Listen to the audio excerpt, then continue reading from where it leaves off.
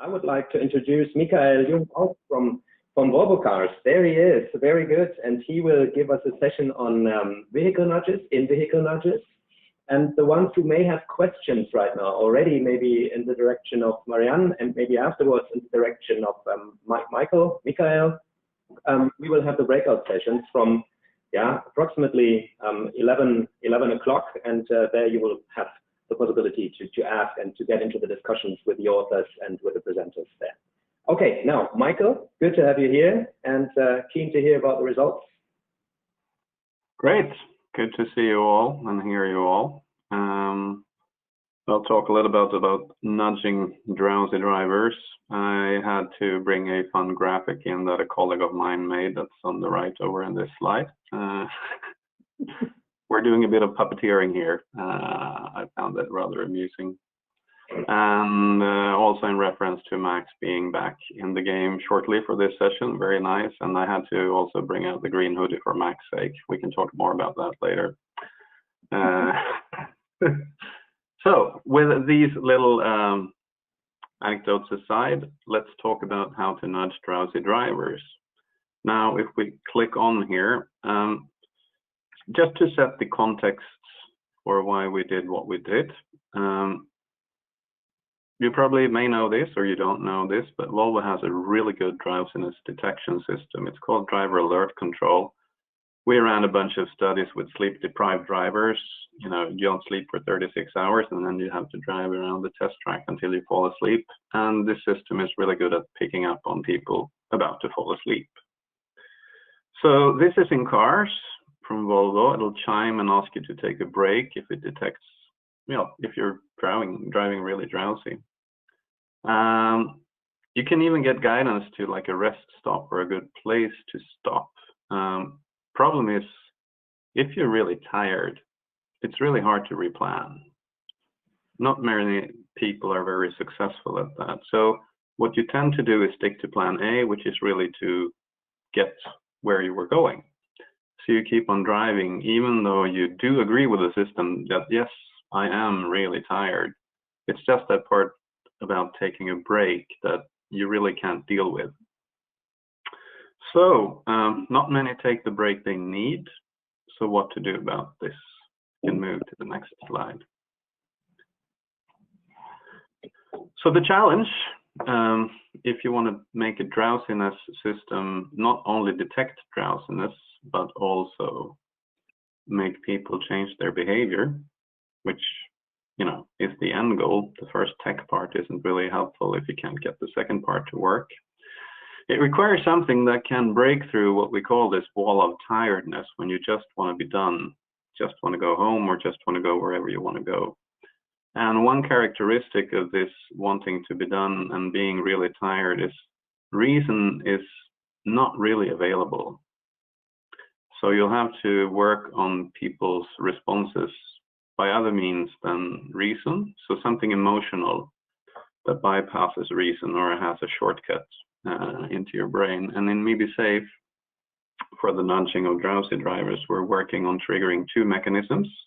One is the getting something for free. I know this is something that really can twist people's arms mentally in Sweden, and my understanding is that it works well in the EU 27 at least, perhaps beyond that. And curiosity, which also seems to be a major driver in many people. So if we go to the next slide.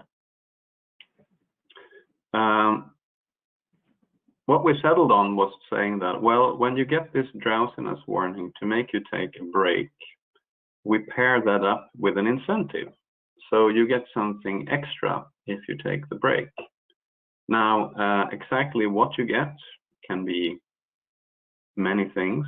In this project, we've settled on giving something actually quite valuable. I'll talk more about that at the end. But the principle is very simple. When you get the drowsiness warning, you also get a message on an in-vehicle screen that, you know, if you take a break within the next 20 minutes, there's a surprise gift waiting for you. And if you actually do stop within those 20 minutes, you get a gift card. It comes, it's fairly smooth. It comes to your email address. And the surprise element will remain there because you can't get the same gift card twice. There's different types. And once you start driving again, this whole messaging appears. And in the afternoon, we'll talk about ACC. We have used the same displays and for both talking to the driver about ACC and driver alert control. That's why it says goes back to ACC mode on the far right. So very basically, you're tired, car tells you to take a break, and you get a gift card if you do. Now, does that work? Well, let's see. Look at the next slide. First, some words on the setup. So for this field trial, where we tested this on real people, we had 49 cars. We had remote data collection. We had these iPhones extras installed in regular like phone holders. You can see them over to the right.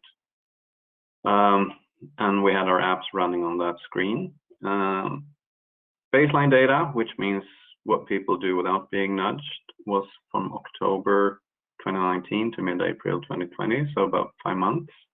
And treatment from that mid-April to August, so a little shorter treatment phase. Right, next.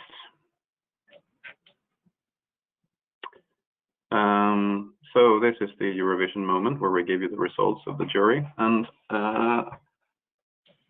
first off, I should tell you that these drowsy warnings, they are actually quite few and far between. We had 49 drivers.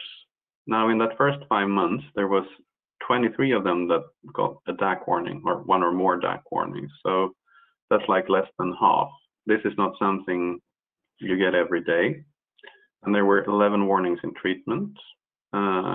There were a little bit more warnings for some trips. So if you've triggered driver alert once and keep on driving, it'll trigger again after a few more minutes if you're still really drowsy.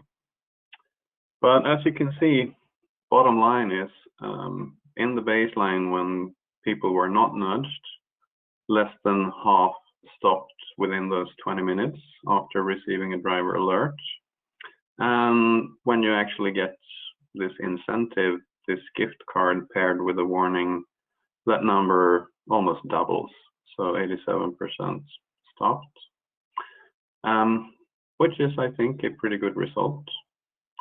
We also, now this was not necessarily the same people in baseline and treatment that got the warnings because these are rare, right? So we also looked at those individuals who got a warning both in baseline and treatment. That was 9 people. And on average, their stopping time was reduced with 8 minutes.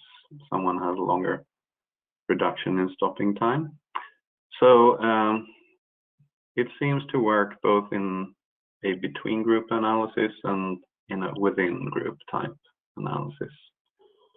So of course, these gift cards that we gave out were rather valuable. We had a range from 30 to 90 euros, so nice. Future research would have to determine whether we can get away with something that is possibly less costly to afford for the one who provides the incentives and still has the desired impact on driver behavior. You may need to tune that toward, increasing the element of surprise. And there are questions of whether this is stable over many years rather than just over like a few months. But all in all, I would say this was a successful field trial that shows that giving something for free and making people curious can break through the wall of tiredness and actually make them change their behavior. And I think that concludes the drowsy nudging presentation. I think that was the last slide. Yes, that is right. Thank you, Mikael. These very interesting insights into the drowsy driver nudge.